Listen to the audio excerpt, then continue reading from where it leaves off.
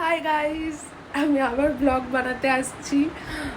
আমি প্রায় 1.5 বছর পর আবার ব্লগ বানাচ্ছি, কারণ আমার তো ব্লগটা ঠিকই চলছিল, চ্যানেলটা কি সুন্দর বাড়ছিল, আস্তে আস্তে সাবস্ক্রিপশানও বাড়ছিল, ফলোয়ার্সও বাড়ছিল, কিন্তু প্রচণ্ড ল্যাথখোর আমি। তো আমি ওই জন্য আবার ভিডিও বানাবো কষ্ট করে, তার থেকে খেয়ে ফেলি, ওই জন্য আমি ভিডিও বানানোটা বন্ধ করে দিয়েছিলাম।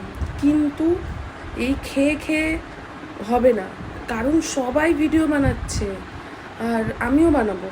আমি এই এফেক্টে হয়তো আমাকে তবু মনে হয় যে ছবি টবি পোস্ট করি, মনে হয় যে ঠিক আছে রোগাই আছি, কিন্তু এই যে এটা হচ্ছে অ্যাকচুয়াল, আমি একটু রোগা নই।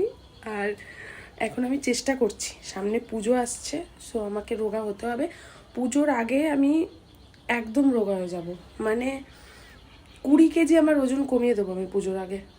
তো এই জন্যই আমি ব্লগ করছি, কারণ আমি তো বলে ভুলে যাব খাবার দেখে, কিন্তু আমার ভিডিও থাকলে তো আমার একটা থাকবে না যে ভিডিওতে আমি বলেছিলাম যে আমি রোগা হয়ে যাব, সেই আমি মোটাই আছি পুজোয়, সেটা তো আমি রাখতে পারি না, একটা ফেস লসের ব্যাপার আছে।